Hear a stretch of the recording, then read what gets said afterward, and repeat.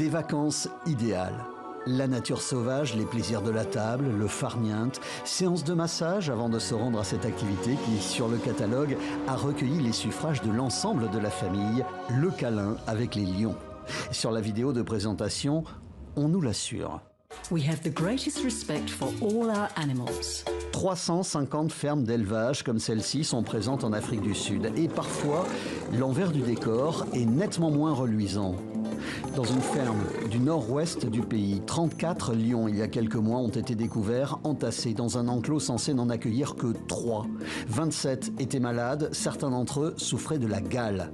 Le gouvernement sud-africain a donc décidé d'intervenir. Nous ne voulons pas de reproduction en captivité, de chasse en captivité, de caresse en captivité, d'utilisation en captivité des lions. Dans ces fermes sud-africaines, il n'est effectivement pas seulement question de caresses. Sur les 8 à 12 000 lions enfermés, certains, une fois adultes et toujours en captivité, sont destinés à une activité nettement moins amicale. On appelle cela la chasse en boîte, une pratique en milieu clos. Et afin que certains touristes ne se déplacent pas trop loin, certains animaux sont drogués. Tuer un lion peut dans ces conditions vous coûter entre 15 000 et 30 000 $. Le gouvernement sud-africain interdirait la chasse en milieu clos, mais certainement pas l'intégralité d'une économie florissante.